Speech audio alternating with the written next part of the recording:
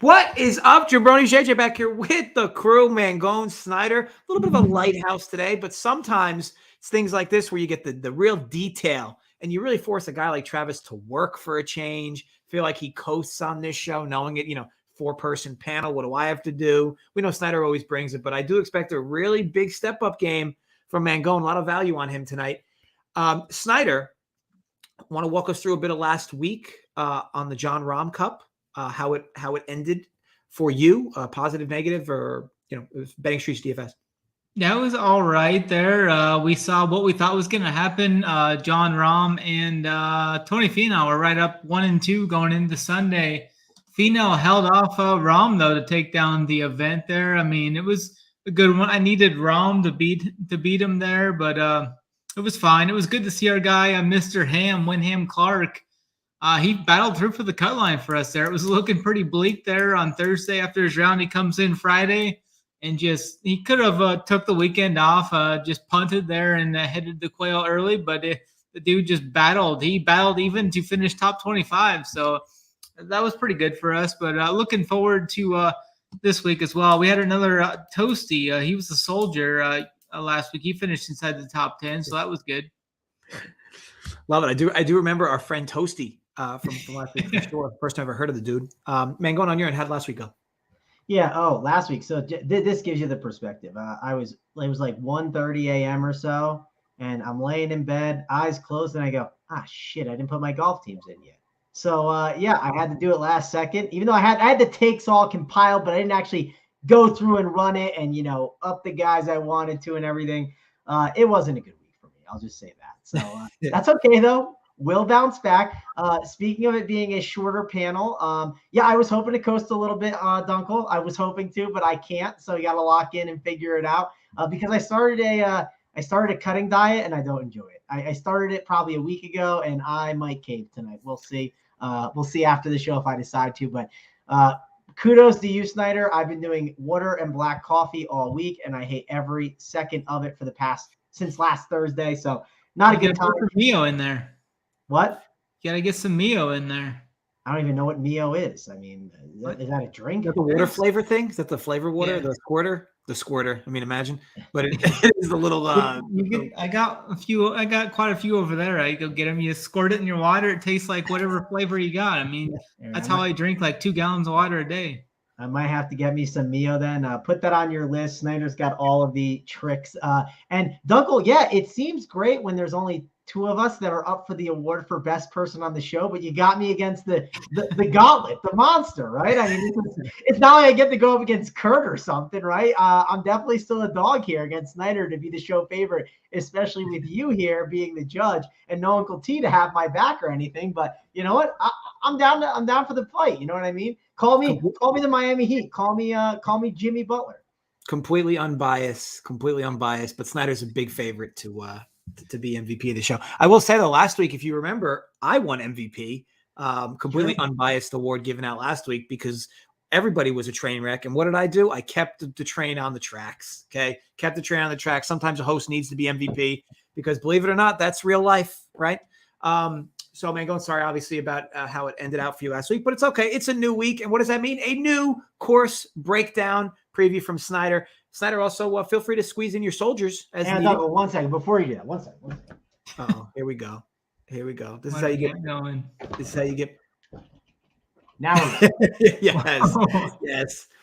You can never have too much lubricant before this part of the segment. Let's go. Yes, Snyder. Mangone's got that lotion a little too close to the computer, I think. But we're down here at Quail Hollow this week, North Carolina. It's a big boy par 71 track, measuring 7,538 yards. It has been one of the toughest tracks on tour there as well. We're going to see some larger than average greens this week, coming in around 6,600 square feet on average. The Bermuda grass greens are going to be rolling at around 12 on the step meter. Golfers are going to see some tree line fairways with numerous dog legs here. 7 holes are going to have water in play this week. It's a ball striker's paradise with a bump to distance, both off the tee and long iron play, 200 plus. We're going to have 5 par 4s here that are going to play over 480 yards as well. The par threes here are very tough. They all play over par on average.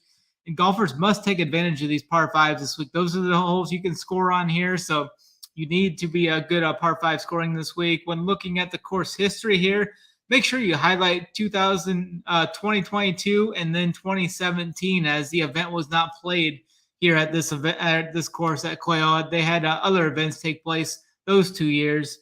Some of the other key stats we'll be looking at this week: strokes gained off the tee, approach, distance, both off the tee and with the irons, par five scoring, and then around the green and scrambling. And then if you want to catch the soldiers, we're still pretty hot with that, but you got to head on over to the Twitter page to see that at Snyder210. The sad part for you, Mangone, is Snyder doesn't even have to bring his A game on this show because it's only a 1v1, right?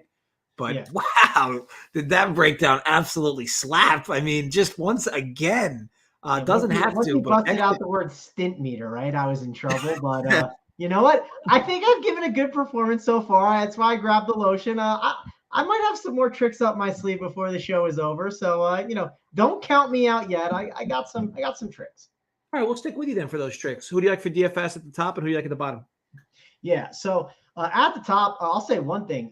Before we kind of dive in, and Doug, this isn't me mentioning the golfer. I'm just calling this out. This matters here. We have a massive horse here, right, in Rory McIlroy. I mean, if you look at this guy's course history, it's absolutely insane. So that's a big talking point with how to handle your golfers up top. I think a lot of people will kind of start with that when they're looking at the top golfers. Rory McIlroy, one of the big course horses, but there's a lot of pretty good guys down below that we can dive into. And there's one guy in the 9K range that I really like, that I think has good opportunity. One thing that, we've been doing this for so long, it feels like you see these golfers that it's like their year, right? It's one of their years, like to start really finally showing it. And it feels like a big dick Vic Hovland kind of year. I mean, the man has been awesome, really good iron player. It's really hard for me to argue with Victor Hovland here at this track. We want good approach players. He obviously checks that box. Good all around. Tee to green has been awesome lately. I'm in on Victor Hovland DFS wise. I think the price tag is too cheap. And you're going to notice there's a lot of guys that feel too cheap. Like I said, Victor Hovland's 9.2K. You got Justin Thomas below 9K finally. Like it's absolutely loaded. There's so many different ways that you can build this week. So when you kind of dive down deeper into this 7K range, that's where it's going to get interesting. So I think you are going to see a lot of people gravitate to some certain golfers. I think the guy that gets kind of the most ownership might be Wyndham Clark. Wyndham Clark is definitely someone people are going to key in on, and I like him. But a guy that I think is pretty good, and he's kind of like a light version of Wyndham Clark, is our guy Taylor Moore. Taylor Moore been playing pretty good golf as of late. If you look, he's at $7,600, which is $200 less. At the Valspar, he won it in March, so he's already got a win under his belt. He already has competed at some pretty tough tournaments, right? The Masters and RBC Heritage had a T39 and a T11. I think it's a really good Taylor Moore spot, and I love his upside. I talk about it. When I go for value golfers, I'm not looking for some guy to just get through the cut line and then just hang out at that like T40, T50 range. I want a guy that has some win equity or some type of top 20 equity, and Taylor Moore has that. I love the fact that Mangone once again only had to give two golfers, and I think named about 40% of the field in his DFS breakdown. I'm not just giving you two golfers. I'm giving you a breakdown of what the field is doing as well. I mean, it was actually quite impressive, to be honest. Snyder, I'll be honest, that'd be a tough act to follow. But who are your two DFS folks this week? Yeah, I'm going to go with my guy, Colin Morikawa, up top at 9,800 this week. He hasn't played this course yet, but I think this course just sets up absolutely perfect for him here. He's got great course comp history. I use Riviera as a course comp for this. I think that's the best course comp here. He was 6th and 2nd in his last 2 years at Riv. And then if you look at Torrey Pines, it's another longer course. He was 3rd there this year as well. So I really think he's 3rd off the tee in driving accuracy. He's top 20 in proximity, 200 to 250, top 20 in par 3 scoring, and 7th in par 5 scoring this year as well. So really think Morikawa at lower ownership this week is a really good tournament play. And then for like a cheaper tournament play that I like this week, I was going to talk up my guy Taylor Moore some, but I'm going to go with a guy I think is going to be pretty low owned here. Cameron Davis actually played well at the Heritage, which is kind of similar. He was good at the Players. He was 6th at the Players. I think Cameron Davis is the guy that's got some big upside. He finished 26th at this event back in 2021 as well. So I think Cameron Davis is a great tournament play. I'm seeing him maybe like right around 5% owned too. So yeah, right around 5 to 7% owned. So I think he's a good tournament play as well. Mango, do you think when Snyder just takes like he doesn't even look at the outright odds? Like it's just like I know I'm going Morikawa. I don't even care what his odds are. Like every week, like the research doesn't even, it starts after Morikawa's the outright winner, right? I mean, yeah, it starts with the poster, right? He wakes up on Monday morning, doesn't even pull up the DK pricing and goes, let me just tug one out quick to Morikawa, and then I'll see what his price is. Because I know I'm playing him. I just don't know how I'm getting him. So, yeah, that's how it always starts. So, yeah, Snyder's always in on the Morikawa train. But, hey, we got two guys that are, good with the irons. So it seems like me and Snyder are definitely in the camp of wanting to target some guys that have good second shots, good iron play. Yeah, that's good almost every week. But I think this is a week to definitely target it. So I understand why he's on Morikawa. Fair enough. Now, Snyder, we'll do the show a bit different this time. You give an outright and give a long shot. It'll be very similar to your DFS, and it's just 2 anyway. You'll do both, and we'll shift it over to Mangone before your outright, and then your long shot for somebody with value that has a shot to win this. Yeah, I'm going to go with my outright this week. It's going to be Cameron Young. I really like him both in the DFS and betting streets this week. I think he's underpriced mainly in the DFS streets, and then you can get him at 20-1. Is the best odds I've seen him there. He's a bomber off the tee. He kind of let me down at Heritage, but I like going right back to him here. I think he's going to be a little bit owned, maybe around 20%, but in the DFS streets. But the 20-1 odds I really like. Paul Tesori is the caddy. We talked him up a couple of times. He's been great. He's really helped Young's short game too since jumping on his bag. So really like Cameron Young here. And then for my long shot, I'm going to go with a guy. There's only one guy that gains more strokes ball striking at this track than Rory does, and it's Killer Keith Mitchell. I really like him at 75-1 as a long shot here. He crushes Bermuda. He was 5th at Riv this year also, which is that course comp I was talking about. So I think Killer Keith Mitchell at 75-1 is a pretty good long shot odds to win this. I think the cream's going to rise here, but I think Keith is a guy that could pay off a longer shot number here. Fair enough. And Mangone and Snyder bringing to the table the course comps today. Like, impressive. Who's your outright here, Mangone, and then your long shot value? Yeah, tough act to follow, but I do agree with Snyder on, I think Cream rises to the top, and as always, Snyder rising to the top. But we're gonna see these golfers rise up.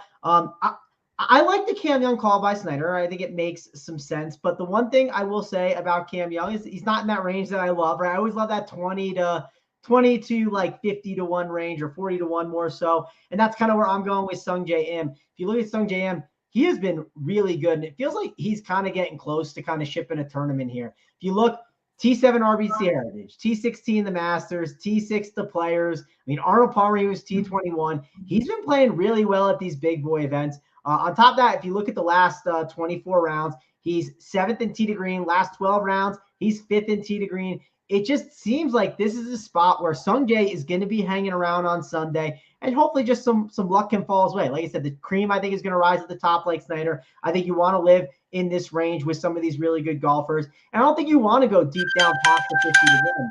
But if I am going to go deep down past that 50-1 range, I'm going to go with Taylor Moore, who I talked about. I don't want to talk up some other guy in that range just because, again, I think we want to be really smart about making sure we're loading up on guys in that range. And Taylor Moore, 75-1.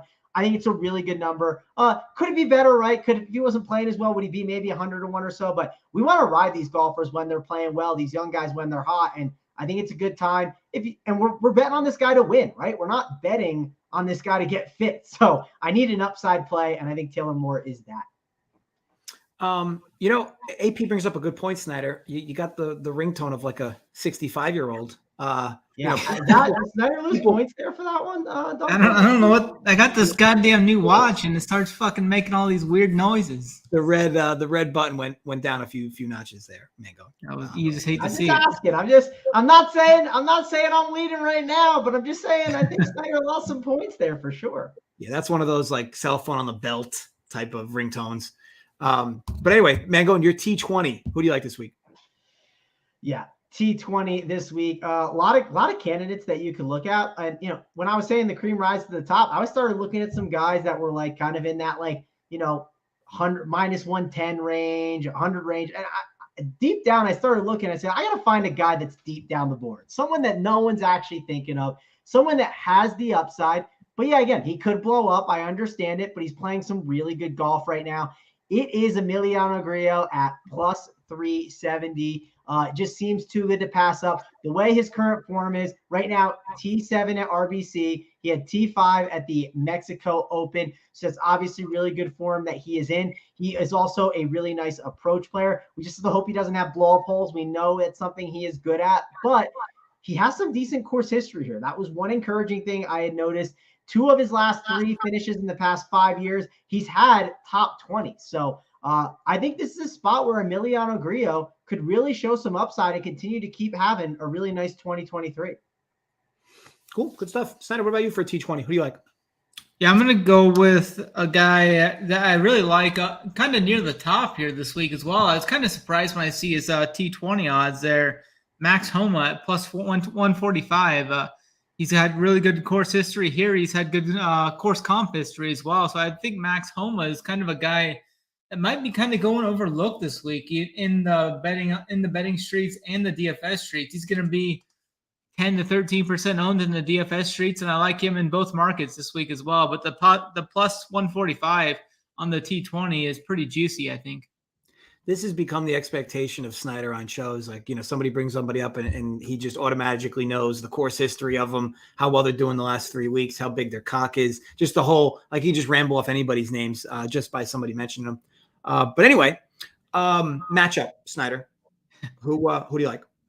I'm going to lead into that Grillo deal right there. Emiliano Grillo minus 110 versus KH Lee is the matchup I really like this week the most. Looking through them all, I really like Grillo when he gets hot. He's coming in off a 5th at the Mexico, 7th at the Heritage. The irons are heating up, and the putter is heating up. It's been a couple of great events of putting the ball for Grillo there. And last year we saw him down the stretch. It was 6 or 7 events in a row. Once he got that putter, kind of warm up a little bit, it was 6 to 7 weeks of great putting by him. I think he should be under 10% owned in the DFS streets as well. So I really like Grillo minus 110 versus KH Lee. Yeah, so the two of you are, semi sucking off Grillo together, which is great, sure. But Mangone, who's your matchup? Hopefully not the same one. No, it's not the same matchup. And I'll admit, this is a planned attack on Snyder. We're taking Cam Young, who he loves, over Colin Morikawa. And even though it's at minus 130, we're seeing if we'll maybe get a little bite from old Snyder there on a little bet here. Trying to flush up. I know he likes both, but Cam Young, T2 here last year. He's got that new caddy like Snyder talked about. He's one of those guys. I want to line out. What? Mangone didn't listen earlier. They did not play here last year. Sorry, 2 years. But the course comp, though, Snyder. Yeah. Snyder, the course comp. Yeah, well, whatever. At the Wells Fargo, he got T2 or whatever. But that's fine. I have no worries about it. So my guy, Cam Young, yeah, it's a little bit heavier juice, but I figured a plan to attack on Snyder was very fitting for this show. I don't Fair mind. Enough. And I will say this, I think you both did a good enough job. I think Snyder was going to win until like the phone went off. Whatever old ringtone. So I do split this down the middle. I'll let you each get a few seconds, which you get anyway, but final notes from you, Mangone. You can start it, maybe a slight edge your way. Final notes, anything going on in Mangone's life? Excited for the tournament, NBA, blah, blah, blah, blah. Yeah, I'm excited to watch the Celtics tonight. Obviously, as a Celtics fan, that first win was not, or the loss was pretty hurtful watching the Sixers take them down. So my plans tonight are to get the golf dialed in and watch some NBA. It should be a fun time. And Wells Fargo's a fun event, right? We have a ton of big boy golfers. We kind of had some really lame fields. So I'm excited when we kind of start transitioning out of NBA and MLB and we start to get like all like the big just golfers always there. So that'll be a lot of fun. No John Rahm this week. No Scotty Scheffler. Scotty the Kid is sitting this one out. But, hey, it's still going to be a pretty fun event. Good stuff. Good stuff. And Snyder, final notes about you. Tell people about the Soldiers.